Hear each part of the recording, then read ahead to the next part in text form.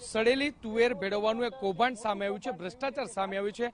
આપણી સાથે ખેડૂત નેતા લલિતભાઈ વસોયા છે। લલિતભાઈ, શું કહેશો? જે રીતે કૌભાંડ સામે આવ્યું, મગફળી બાદ તુવેર, કઈ રીતે જુઓ છો? ભારતીય જનતા પાર્ટીની સરકાર દ્વારા ટેકાના ભાવે જે ખરીદીઓ કરવામાં આવી છે એ ખરીદીઓની અંદર મોટા પાયે ભ્રષ્ટાચાર થાય છે। મગફળી ખરીદી વખતે પણ અમે સૌએ રજૂઆત કરી, આ કૌભાંડ ખુલ્લું પાડવા માટેના પ્રયત્નો કર્યા હતા, પરંતુ સરકાર દ્વારા કોઈ પગલાં લેવામાં નહોતા આવ્યા। આ વખતે પણ તુવેર માટે મેં મુખ્યમંત્રી અને પુરવઠા મંત્રીને પત્ર લખ્યો છે। પત્ર હું મીડિયા સમક્ષ અત્યારે બહાર જાઉં છું, મીડિયા સમક્ષ આવી અને પત્રની નકલ પણ આપવાનો છું। 2 વખત લેખિતમાં રજૂઆત કરી છે કે ક્યાંક તુવેરની અંદર આવી રીતે ભ્રષ્ટાચાર કરવામાં આવે છે। ખેડૂતોના નામે ઓનલાઈન નોંધણી કર્યા પછી વેપારીઓ તુવેર બદલાવી અને તુવેર સરકારી ગોડાઉનોની અંદર નાખે છે। આપે જોયું કે 2 વખત માલ સીલ થયેલો માલ સીલ તોડી અને બદલાવી નાખવામાં આવે છે। આ સરકારી તંત્રની કૃપા વગર, પદાધિકારીઓની કૃપા વગર, ગાંધીનગરની કૃપા વગર આવી રીતે માલ બદલી જ ન શકે। ક્યાંક ને ક્યાંક વિડીયોગ્રાફી કરવાની વાત કે જે ક્ષતિઓ હતી એ દૂર કરવાની વાત કરવામાં આવી છે, પણ કોઈ જગ્યાએ આ ક્ષતિઓ દૂર કરવામાં નથી આવી। અને હું દાવા સાથે કહું છું કે તુવેરના ગોડાઉનો અમારી હાજરીમાં ખોલવામાં આવે। તુવેર જેવી જ દેખાતી સોયાબીન બજારમાંથી 500-550 રૂપિયાનું મણ ખરીદી અને ભેળસેળ કરવામાં આવી છે અને કરોડો રૂપિયાનું કૌભાંડ કરવામાં આવ્યું છે।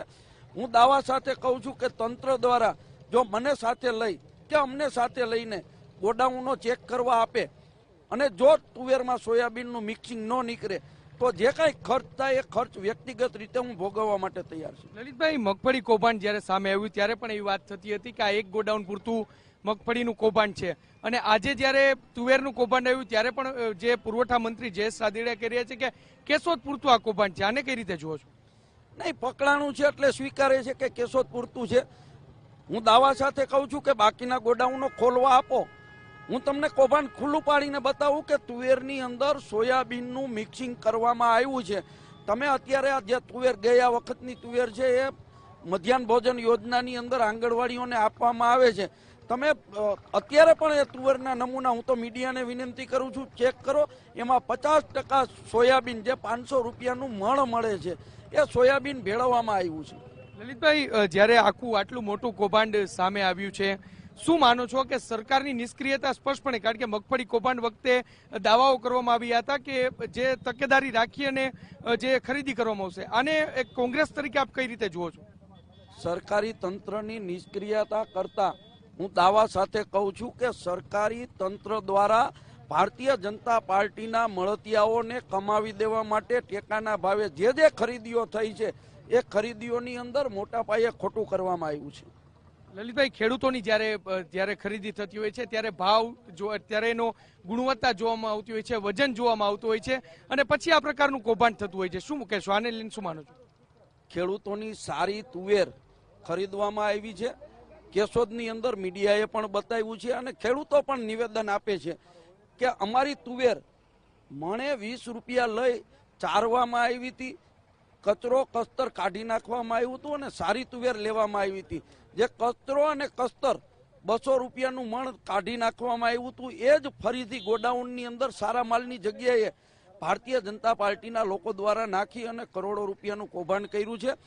અત્યારે ફક્ત 90 લાખ રૂપિયાનો માલ પકડાણો છે, પણ આવતા દિવસોની અંદર જો સરકાર પ્રમાણિકતાથી પ્રયત્ન કરે તો દરેક ગોડાઉનોની અંદર આવું કૌભાંડ થયું છે ને એ ખુલ્લું પડશે। સરકારને રજૂઆત કરશો?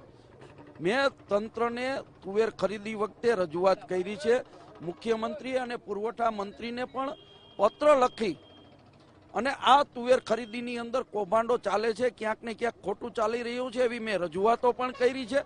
એ રજૂઆતોના કાગળ હું મીડિયા સમક્ષ આપવાનો છું, પણ તંત્ર દ્વારા ક્યાંક એના મળતિયાઓને કમાવા માટેના પ્રયત્નો છે, હું બહુ સ્પષ્ટપણે મારો આક્ષેપ છે। સ્પષ્ટપણે લલિતભાઈ વસોયા છે તે કહી રહ્યા છે કે તંત્ર દ્વારા જે ભાજપના મળતિયાઓ છે તેને કમાવા માટેનો એક પ્રયાસ હોય તેવો ગંભીર આક્ષેપ લગાવી રહ્યા છે, અને જે તુવેર છે તેની બદલે જે સોયાબીન છે તે મિશ્રણ કરવાનું એક મોટું કૌભાંડ છે તેવો પણ તેઓ દાવો કરી રહ્યા છે। હવે સરકાર આ બાબતે શું કાર્યવાહી કરે છે તે જોવાનું રહ્યું। કેમેરા પર્સન હિમાંશુ મકવાણા સાથે મોહિત ભટ્ટ, TV9 ધોરાજી।